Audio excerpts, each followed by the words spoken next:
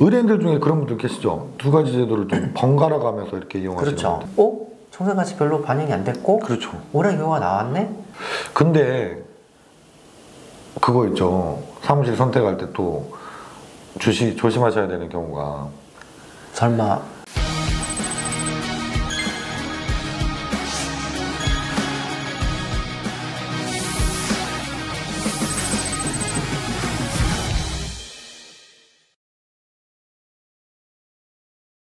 네, 오늘도 잠깐 사실은 5분밖에 안 지났죠. 네. 2편을 찍고 있습니다. 네, 자리 바꿔서 다시 왔습니다. 네네네. 이번 시간에 얘기 나누고 싶은 거는 그 개인회생 상담 보시면 꼭 비교해서 물어보시는 게 있죠. 네. 신용회복? 네. 그래서 두 가지 제도를 좀 어떻게 다른지 또 어떤 제도를 선택하시면 좋은지 이런 얘기부터 좀 풀어나가고 싶은데요. 네. 의뢰인들 중에 그런 분들 계시죠? 두 가지 제도를 좀 번갈아 가면서 이렇게 이용하시는 그렇죠. 분들. 왜냐면 그런 경우는 어떤 경우에 생겨요? 장점이 있죠. 이제 개인회생 제도는 사실은 대부분의 세무자가 더 이제 결과적으로 더 나을 수 있는데 신복이는 아시다시피 이제 고소득자 네네네. 이런 경우에 혜택이 많잖아요. 혜택이라기보다는 더 유리한데 네. 왜냐하면 개인회생에서는 변제금이 딱딱딱딱 기계적으로 정해지는데 그런 경우 소득이 높으면 이제 가용소득도 자연히 높아지고 변제금이 이제 확 뛰어버리니까. 네네. 그런데 신복이는 그런 것도 다 조절해서 하다 보니까 고소득자 같은 경우에는 특히 변제금이 더 이제 낮고 또 월 납입금도 낮고 이제 대신 뭐 8년, 10년 이렇게 갚긴 하지만. 네네.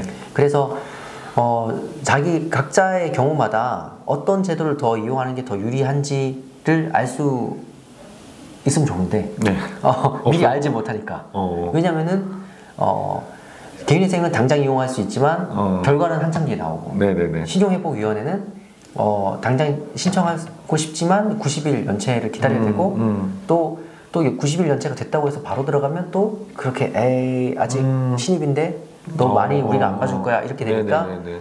연체를 기간을 길게 갖고 가야 또 여기서도 유리하고 그러다 보니까 두 가지 제도를 같이 써보면 좋겠네 이런 시도가 나오는 거죠. 네네네. 저도 하는 경우가 있습니다. 네, 저희도 그렇게 권하고 있습니다. 의뢰인이 아예 그냥 처음 전화 오셨을 때부터 저는 그렇게 할래요.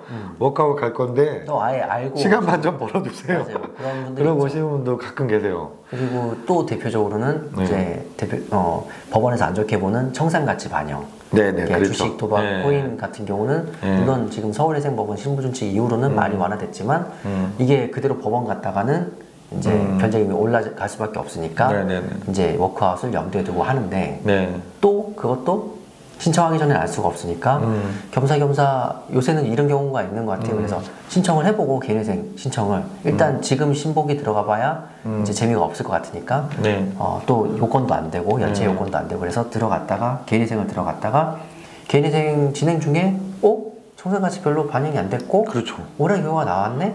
이 정도 변제금이면 여기보다 훨씬 탕감이 잘 되겠네 싶으면 그냥 진행하시고. 저도 그렇게 상담해요. 근데 이제 보정이 이제 되게 굉장히 터프하게 나오고 힘들게 나오고 뭐 이제 변제금을 계속 올려야 되는 상황이 된다. 그러면 신보기를 그때 이제 진행해 보시는 거죠. 반대 경우도 있잖아요, 변호사님. 그렇죠. 신보기 먼저 갔다가 개인회생 나중에 그런 경우도 있죠. 왜냐하면 신보기 절차를 먼저 접했다가 대부분은 신보기 절차를 먼저 접했다가 신보기를 별 생각 없이 하고 계시다가 나는 개인회생이 더 적합했네? 알고 봤더니 그런 경우에는 이제 개인회생으로 가기도 하고 또 신보기가 굉장히 장기간이다 보니까 이제 의욕을 갖고 갚으려고 했지만 그 사이에 뭐 사업이라든지 뭐 직장을 잃거나 이제 건강이 더 나빠지신 분들은 그때 가서 이제 저는 많이 권하고 있는데 그런 경우에는 바로 개인회생 갈 것도 없이 파산을 하시라. 그렇죠. 그러면은 이제 남은 채무 상관없이 일거에 면책이 되니까. 네네네.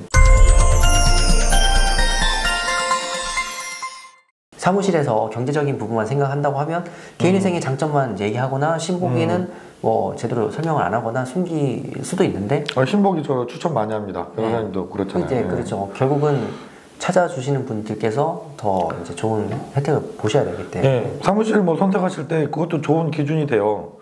무조건 와서 계약서부터 쓰자, 뭐 계약금 입금해라 이거 절대 안 되잖아요. 무조건 개인회생이 좋다 막 얘기하는 사무실도 좋은 건 아니죠. 말씀하신 것처럼 신보기하고 워크아웃하고 개인회생을 정확하게 그분 지금 상황에 맞는 게 뭔지 이렇게 잘 세부적으로 판단해 주려고 이렇게 상담을 하시는 그런 분이 진짜인 거죠.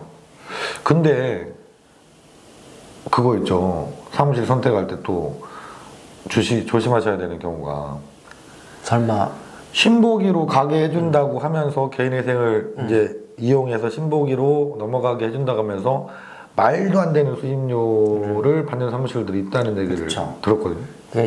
이렇게 신보기와 개인회생 제도를 동시에 이용할 수 있다는 게 이제 널리 퍼지면서 네. 사실 신보기 절차는 신청 대리 관여할 수가 없고 없죠. 상담도 거기서 다 이제 진행을 해주거든요. 그런데도 불구하고 이제 신보기 절차를 가기 전까지 내가 시간을 끌어줄게라고 해서 개인회생 절차는 대충 신청을 해서 대충 신청을 했으니까 또 그만큼 진행이 안 되겠죠. 그렇죠. 그러면서 뭐 심지어 6개월, 심지어 1년까지 끌어줄게 이러면서 끌어주는 월마다 성공보수식으로 막 100만 원씩 더 이제 결제하게끔 하고 이런 사무실들이 있기 때문에 지금 이제 일련의 사태들이 이제 벌어지고 있는데. 네. 만약에 뭐 정말 나는 아무것도 몰라가지고 상담을 했는데 그런 제안을 한다. 그거 절대 맡기시면 안 돼요. 잘못된 겁니다. 그런 비싼 수임료 그런 방법이 아니더라도 뭐 다른 방법으로 정말 정상적인 방법으로도 충분히 원하시는 길을 가실 수 있어요. 나중에 혹시 몰라서 개인회생으로 다시 갈 수도 있고 개인 파산으로 다시 갈 수도 있는데 그런 이력이 그렇게 신중하지 못하게 신청했던 제대로 신청하지 못했던 기록이 또 남아있으면 그게 결국은 발목을 잡는 거거든요. 맞아요. 재회생 이런 것들이 이제 굉장히 힘들잖아요. 그래서 그렇게 방법을 이용하시더라도 네. 그렇게 이제 탈법적으로 이용하시는 사무실을 통해서 하지 마시고 그렇게 하지 않아도 이제 방법이 있으니까 이제 당장은 급한 것 같지만 조금 여유를 가지시고 찾아보시면 좋을 것 같습니다. 네, 개인회생 신용회복위원회 워크아웃 많이 고민되시는 분들 계실 거예요. 잘 비교해 보시고 또 내가 찾아봐서 잘 모르겠다 그러면 전문가들한테 도움을 받으셔서 정확하게 꼭 판단을 받으시고 이용하세요. 두 가지 돼도 이렇게 번갈아 가면서 이용할 수도 있습니다. 하지만 이게 사무실 엉뚱한데 잘못 만나면 큰 낭패를 볼 수 있으니까 그건 꼭 조심하시면서 또 선택을 하셔야 될 것 같습니다. 네, 오늘 장시간 동안 출연해 주신 박시영 변호사님 너무 감사하고요. 예, 이제 출연료 받으러 가야 될 것 같습니다. 네, 출연료 배고파요. 출연료 네, 드리러 가겠습니다. 다음에 또 초대하겠습니다. 감사합니다.